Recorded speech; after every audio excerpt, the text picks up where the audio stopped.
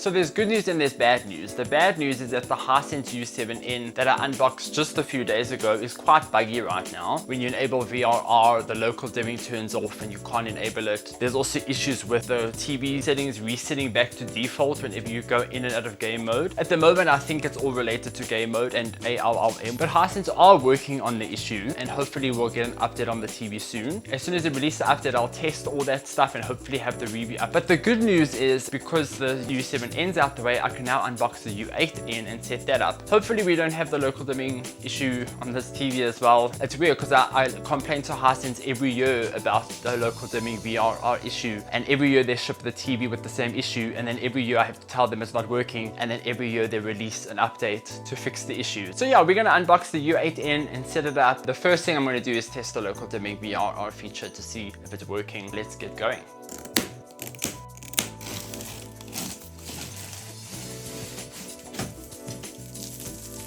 So in the box, we have the stand.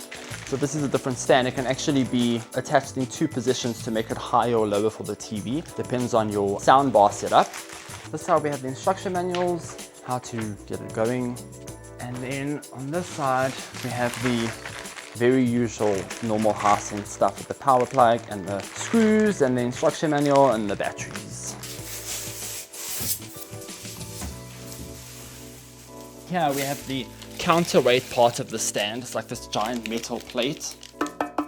This will keep the stand sturdy, quite a heavy piece of metal. Over here there's two screws, and over there there's one. It would be either that high or that high. So I'm going to go with that height because the sound bar might just get in the way of the sensor and stuff.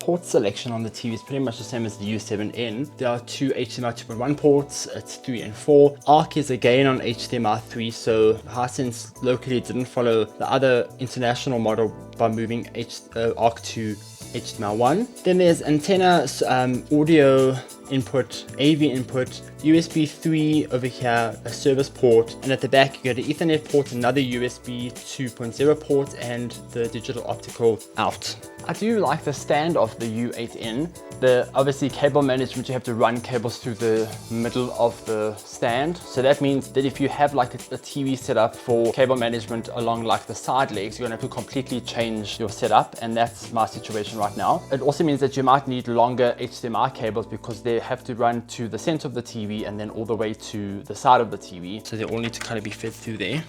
So it just seems like that's gonna be it, like so. We have everything set up. There's still cables everywhere. I feel like it's just a mess, but I'll sort that out. So there is a software update for the U8N when you take it out the box. I'm not sure what it fixes. I'm gonna do the update anyway. So I updated the TV. So now I'm gonna just check if local dimming is working. Obviously I'm on PS5 now, has to do the calibration. Oh my God, that's bright. Everything's turned on here. Okay, that's good news so far. Game settings are correct. Okay, over here. Oh wow, that's a whole different menu system. U8N's got this quick settings thing. It's a completely different overlay to the U7N. Backlight went back down to 35. Okay, so it's on game mode. It's supposed to stay on game mode, and it's supposed to have VRR enabled when I launch a game. Local dimming is working at the moment. I think local dimming is working here. If I go back to settings. So local dimming is working with VRR enabled at least, so that's good. Oh wow, it gets so dark. I mean, look, that's pretty impressive. Let's see what it looks like here. Look at those blacks.